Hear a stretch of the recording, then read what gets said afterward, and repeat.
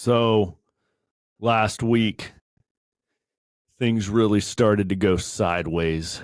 And the funny thing is, I knew they were gonna because we had a big event coming up in Men's Alliance. We were getting ready for our very first Start the Fire weekend experience, STF Class 01. And I know enough now after doing Men's Alliance for a few years that whenever we do something big, Satan comes after me. I think he comes after all of us. So as that Monday rolled around, I was like, man, something's probably going to happen this week. Probably get a truck will break down.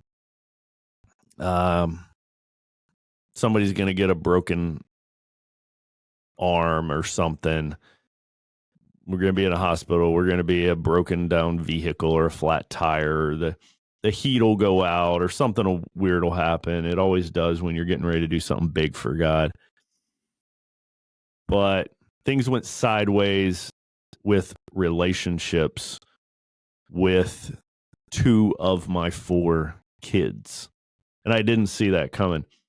And really rocked me, really threw me off my game. Here I am trying to get myself, I was doing some fasting and praying, getting ready for this event, and trying to get myself in the right place spiritually. And all of a sudden, I've got so much anger going on with one of my kids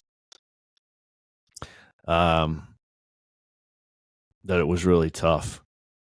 And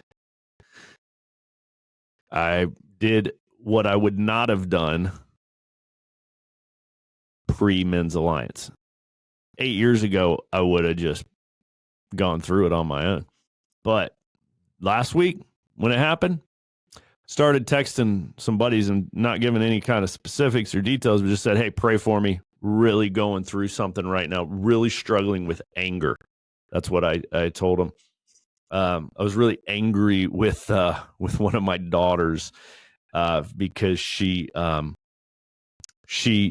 made a decision to miss a very important medical appointment. She just decided, I'm not going. I'm not getting in the car. Created this huge deal. I mean, this was an appointment where the doctors were ready with a box of dry ice and a courier ready to send a sample off. And so they had been preparing. The doctors had been preparing for this appointment for 4 weeks. And here it was. And it was time to go get in the car, go to the hospital for this super important appointment. And she just said, I'm not going. And, when your kid's 4 and they do that, you pick them up and you put them in the car seat and you strap them in. But when they're 17 and they don't get in the car, and you can't do that anymore. And like, all right, well, that's your choice. You're making a bad one. So I've got this anger. I'm like, man, this relationship's going sideways. Then I got this other thing happening with another one of my kids, and things are going sideways there. And I'm trying to manage all these relationship issues that are going on and trying to talk with these kids and with my wife. But what really made the difference was the prayer that I started getting from my band of brothers. So just simply reached out to a bunch of my buddies on a group text and said, I need your prayer. Going through some real anger this week. Guys started praying for me. And dude, I was not in a good place.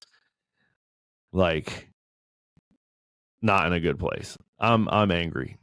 I'm mad. And I'm like, God, what are you doing to me? Come on. And reaching out to a band of brothers and having them pray for me. 2 of them showed up in my garage.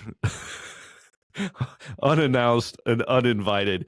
I walked to my garage. I was putting some tools back that had been in the house, and I walk into the garage and I'm putting tools on the workbench, and I hear something walking around the corner of my house. And I'm like, and I look on my workbench and there's a hammer, and I just picked up the hammer. I don't know what's about to step around this corner, and then two of my buddies walk around the corner, and I set it down. I'm like, "What are you guys doing here?" I'm pissed. I'm not happy to see them. I'm like, "What are you guys doing here?" And they're like, "We just wanted to come by and pray, and we knew if we told you, you'd say no." And so we wind up standing around in my garage for a few minutes. They freaking put their arms around me like a huddle and pray for me. And guys are texting me that they're praying for me. And this seems like a little thing, right? It's not like it's not like I don't know, I'm not like in combat or anything. I'm just going through a sideways situation with two kids. But it's a big thing in my life. I'm angry. I'm losing sleep, and I've got this big event coming up for Men's Alliance. And I woke up the next morning, not kidding you, there was zero anger in my heart. I woke up in the morning, and I walked down the stairs. My daughter was in the kitchen getting ready for school, and she knows Dad's mad at her. I was pretty mad with her the day before. And so, she's not excited about hearing my footsteps come down the stairs and into the kitchen. And I walked in the kitchen and I said, "Hey, I want you to know something. I have made a ton of mistakes in my life. I've messed up a lot. And every single time I have, God has forgiven me. So I want you to know that I am forgiving you as well." Okay? And I walked over and I gave her a hug. And that was it.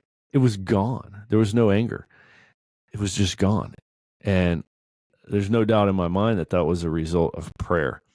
If we want to hold on to sideways relationships and that bitterness and that anger, I tell you what, it wasn't the first time in my life I've forgiven somebody that I perceive to have completely screwed me over. Sometimes it's a friend. Sometimes it's a colleague or a worker. We've all been in these situations where somebody's trying to control us, where somebody's manipulative, where somebody is power hungry or money hungry, and it repulses us and pushes us away. Maybe it's a kid that won't talk to you. Maybe it's a kid that won't get in the car when there's a doctor's appointment. Maybe it's a wife. Maybe it's a dad. Maybe it's a mom. Telling you what, when a relationship goes sideways, you've only got one move. You've only got one move that's a good move, and that is forgive them. Forgive them, release that, and move on with your life. If I would have held on, if I would have stewed in the bitterness and the anger and the frustration, and I've done all this for you, and you, how could you not do this, and blah, blah, blah. All I would have done is ruined my own weekend and possibly the Men's Alliance experience that we were running as well. But it made all the difference in the world that two things happened. Here's what made the difference. One, I reached out to friends. I talked to my band of brothers. That's step one, is get out of isolation. Isolation is terminal. If whatever you're going through, talk about it. Call your best friend and go get lunch and tell them what's happening. That's step one. That's what started changing things for me. And step two, prayer. I wouldn't have gotten to the prayer without step one. It was all my buddies that got me to the prayer part. They were praying for me. I felt it very quickly. I could tell my heart was beginning to change. So whatever you're going through, guys, whatever relationship is going sideways in your life this week, talk about it with your band of brothers and pray about it. It works. It helps you release the anger, the pain, the frustration, the resentment, and it helps you move on and accomplish the mission that God has for you, right? God had a mission for me that week. It was leading Start the Fire. And I needed to stay focused on my mission. And this was just something here to distract me. So that's what you got to do, guys. Talk with your band of brothers, pray, release that anger, and move on to accomplish your mission.